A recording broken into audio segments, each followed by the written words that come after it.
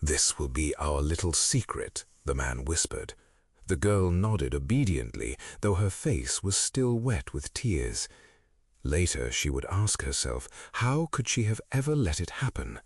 But her father convinced Pola that everything was perfectly fine. This happens to everyone.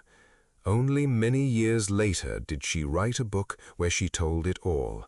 "My father is a monster," said Pola Kinski, "and yet they call him the greatest actor in the history of cinema."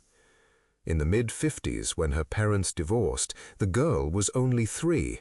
Between her father, Klaus Kinski, a rapidly rising star, and his ex-wife, an unspoken agreement was reached.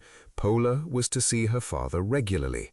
Kinski had no intention of vanishing from his daughter's life. What's more, he was ready to support her financially. Klaus really did everything he could. From the late 40s, his career shot upward, and he took any job that paid more, turning down even prestigious offers from famous directors. What mattered to him wasn't status, but money. For a second-rate role in some minor film, he could earn more than for a part in a major production, and that was enough for him. They say Federico Fellini and Steven Spielberg wanted to cast him, and he refused, loudly proclaiming, "They are not worthy of my genius."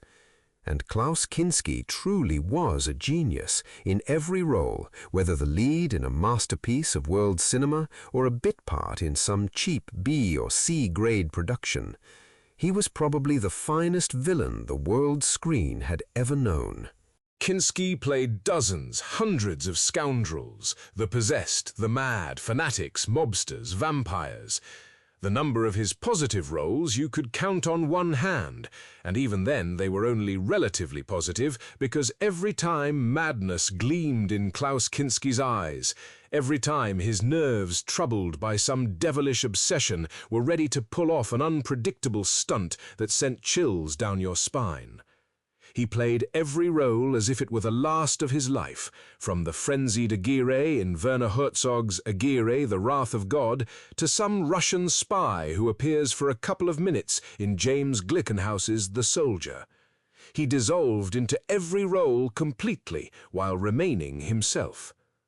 It must be said that Klaus Kinski carried that devilish aura, those villainous ways, that end-of-the-world sensibility into his real, off-screen life as well. The atmosphere around him was always electric, charged with shock and scandal. He didn't have the gentlemanly looks of Warren Beatty, but he was no less a heartbreaker and a womanizer, something he bragged about at every opportunity. His life was full of sharp turns. Born Nikolaus Karl Gunther Nakszynski, before he was even 25, he had joined a Nazi youth organization, escaped from it, been sentenced for desertion, survived captivity in England, and changed many jobs, including work in a mortuary and day labor. But his true passion was the theater. Taking a new name for himself, Klaus Kinski, he left the past behind and set his sights on his goal. Now he was a promising actor, one who quickly won the audience's love. No one knew that in life, too, Klaus was playing a role. In public, he was the generous father who showered his daughter with expensive gifts. "You give her too much money for dresses," his ex-wife Gislinda would say with a frown. But Klaus answered with a smile. "She's my favorite girl," he'd reply. "My princess, my precious, my diamond." That's how Klaus always spoke of his eldest daughter, Pola. He chose her name himself, inspired by a Dostoevsky character, little Polya, the sister of Sonichka Marmeladova. When Klaus married again and had another daughter, an equally meaningful name awaited her, Nastasia Aglaya, after 2 heroines of the novel, The Idiot, Nastasia Filipovna and Aglaya Yepanchina. Even though both sisters lived in Munich, they barely spoke. Only years later did Pola learn that her sister Nastasia also had her own secret meetings with her father. This second side of Klaus Kinski's nature first appeared when Pola was 5. Back then, she understood nothing. And a few years later, On the day of her first communion, her father threw her a real celebration. He bought her the finest white dress, took her to a restaurant, gave her pony rides, and then they went to a luxury hotel. "This is completely normal," Klaus explained to the bewildered girl. "It happens to everyone, but you'd better not tell anyone about it." Pola stayed silent. "He was buying my silence," she would say later. Expensive designer things, gold jewelry, her first own car. As she grew older, she began to understand who Klaus Kinski really was, and she bitterly regretted not telling her mother everything. It's too late now, Pola thought, but that wasn't the only thing tormenting her. She blamed herself for not stopping it, not running away, not calling the police. Maybe it was her fault too. No one had explained to her that men like Klaus always shift the blame on their victims, forcing them into silence. Like her father, Pola chose the path of an actress. She studied at a drama school and performed in the theaters of Hamburg and Bochum. People noticed her, a beautiful, talented young woman with a famous last name. By then, Klaus Kinski had become known for his roles of madmen, and his fame helped her daughter move forward. Television productions, film, roles in different genres, Pola was looking for her place in the world of art. But with each passing year, her relationship with her father grew colder. At that time, Klaus's new princess and treasure had become his younger daughter, Nastasia. Unlike Pola, Nastasia had always led a chaotic and rebellious life. Her mother cared little for her and didn't interfere in her affairs. By 13, the girl had practically dropped out of school, preferring parties, and by 15, her life changed after she met director Roman Polanski, who made her a celebrity. When they met, Nastasia was only 15, but a romance began between her and the 42-year-old Polanski. In his book, I Crave Love, Klaus Kinski wrote openly about how strongly he was infatuated with Nastasia. That confession led to a lawsuit from his daughter.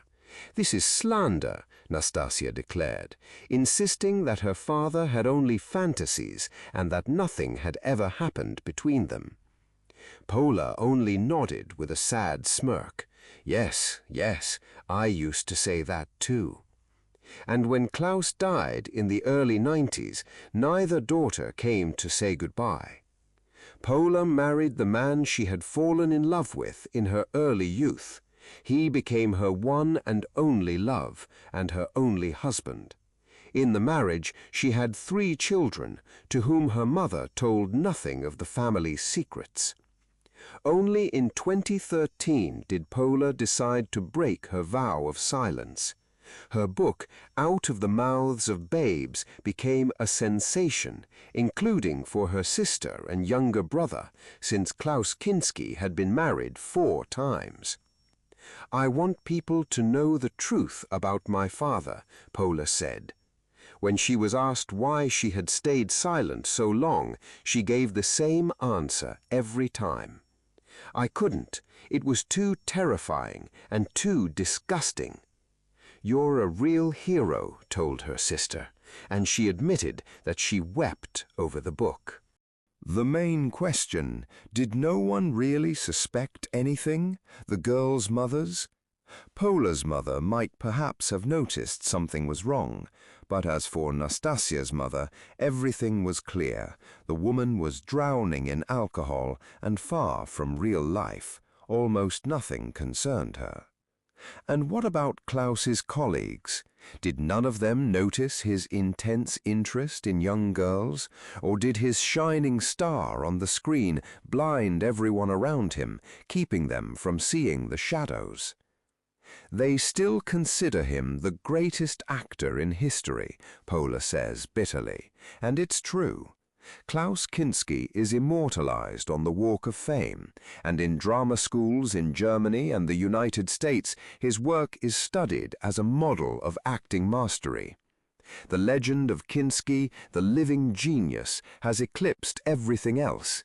Is it really so easy to see the truth behind the mask of talent? He is magnificent to everyone but his own children. They believe that he is a monster.